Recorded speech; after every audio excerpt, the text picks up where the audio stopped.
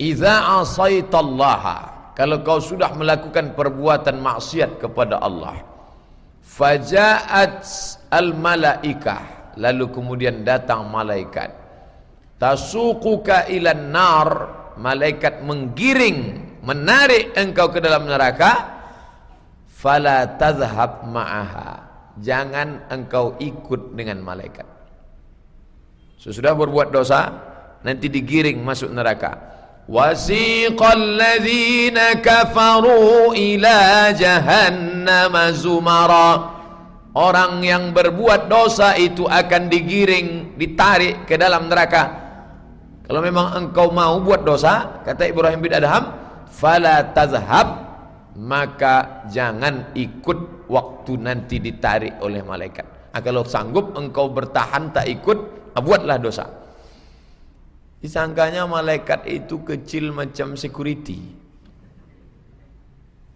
sedangkan ditangkap security saja agak 2-3 ditarik tak sanggup kuasa. Konon lagi malaikat mau menarik. Sebesar apa malaikat itu Pak Ustaz? Buka Quran. Uli ajnihatin, makhluk bersayap, masna 2, wa sulasa 3, wa ruba' 4. Dari satu sayap ke sayap yang satu, bainal masyriqi wal maghrib, antara timur dan barat. Makanya Nabi tidak pernah menengok Jibril dalam bentuk utuh di dunia. Kapan baru nampaknya Jibril itu dalam bentuk sempurna? Laqad ra'ahu nazlatan ukhra inda sidratil muntaha, waktu Isra Mi'raj di sidratil muntaha. Kenapa waktu di dunia tak nampak bentuk utuh? Andai malaikat itu dalam bentuk fisik semen, bertulang, berdaging, berkulit, tak muat dunia ini hanya untuk Jibril alaihissalam. Maka dilihatnya dalam bentuk, Allah menunjukkan dalam bentuk cahaya, karena cahaya tidak mengambil tempat. Cahaya, cahaya, cahaya. Sebesar apapun cahaya di ruangan ini tidak mengambil tempat, karena cahaya bukan fisik. Malaikat seandainya turun dalam bentuk fisik tak muat dunia ini. Malam Lailatul Qadar, qadar artinya sempit.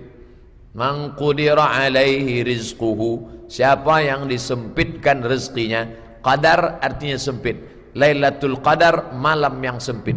Kenapa disebut sempit? Andai turun malaikat dalam bentuk batu kerikil, maka sempit dunia ini sampai kita tak bisa bergerak. Makanya pada pagi malam Lailatul Qadar itu cahaya matahari redup. Kenapa redup? Saking banyaknya cahaya malaikat yang turun. Salamun hiya hatta matla'il fajr. Tapi hadis ini tak bisa dipakai di Riau, karena 30 subuh 30-30-nya redup. Bukan karena cahaya malaikat, asok. Bisa dipahami hadis itu kalah cahaya matahari karena cahaya malaikat. Kalau sudah masuk lampu sorot yang terang, maka kalahlah ini, redup ini kalau datang lampu sorot. Tala'al badru alaina, terbit cahaya bulan, fakhtafat minhul buduru. Tala'al badru alaina min saniyatil wada', tala'al badru alaina fakhtafat minhul buduru. Kalau sudah datang cahaya bulan purnama, hilanglah cahaya bintang gemintang. Pertama datang Jibril dalam bentuk tak nampak, dipeluknya saja Nabi berat, sesak napasku. Ma'ana alai biqari, ma'ana ala bi, ma'ana biqari, ma'ana biqari, ma'ana biqari. Aku tak bisa baca, aku tak bisa baca, sampai berat aku bernapas. Satu. Bentuk yang kedua, waktu Nabi jalan pulang ke rumah, nampaknya duduk di atas kursi di antara langit dan bumi. Dua. Yang ketiga, waktu dalam keadaan duduk berhadap-hadapan lututnya dengan lutut Nabi, rambutnya hitam, bajunya putih, bertanya tentang mahwal iman, mahwal Islam, mahwal ihsan. Dijawab Nabi, rupanya macam wajah Dihyah al-Kalbi, sahabat Nabi. 3 bentuk, tiga-tiganya tak sama.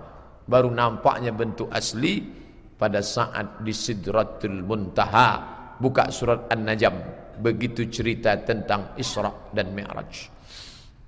Nanti kata Ibrahim bin Adham, setelah engkau buat dosa maksiat, ja'at skal malaikah, datang malaikat kepadamu, litasuquka ilan nar, digiringnya engkau ke dalam neraka, fala tazhab, kuatkan kakimu, jangan ikut sama mereka. Kalau sanggup engkau, buatlah. Maka dari sekarang latihan memanglah memperkokoh kaki. Kira-kira kalau ditarik malaikat bisa enggak? Malaikat mau dia lawan, sama tuyul aja takut. Malaikat mau dilawan. Malaikat itu sampai Umar bin Khattab pun tak tahu. Setelah pergi malaikat yang berambut hitam berbaju putih, lalu Nabi bertanya, tahu kalian siapa tadi yang datang itu? Tidak. Umar, tahu engkau siapa tadi yang datang? Tidak. Jibril atakum yu'allimukum dinakum. Itu yang datang tadi Jibril mengajarkan kalian tentang agama, tapi dia pura-pura bertanya. Pura-pura dia tak tahu, setelah Nabi bagi tahu, yang tak tahu pun menjadi tahu. Itu salah satu cara mengajar orang dengan membuka pertanyaan. Makanya banyak jamaah, sebetulnya Pak Ustadz yang saya tanyakan tadi itu tahu saya itu. Kenapa Pak tanya? Saya mau nyindir kawan saya aja. Nyindir pula. Bilanglah mau ngasih tahu. Jibril alaihissalam, malaikat. Manusia tak tahu kalau itu Jibril, tapi Lia Eden tahu itu Jibril. Dia mengaku katanya Jibril, Mikail, Israfil, Israel sudah turun ke rumahnya, mengangkat dia menjadi nabi terakhir. Dan dia pula sudah dapat ilham bahwa Ahok itu titisan 2 monyet. Dan dia minta supaya presiden menyiapkan bandara karena Jibril mau turun dari planet pakai UFO, kata dia. Orang begini dibela ini oleh human right. Ini nanti entah bagaimanalah malaikat maut menyentapkan nyawanya. Kalau engkau melakukan perbuatan dosa, datang nanti malaikat, la tazhab, jangan kau pergi bersama mereka. Sanggup tak? Kata si pelaku maksiat tadi, aku tak sanggup. Berat-berat betul syarat ente ini wahai Tuan Ibrahim bin Adham.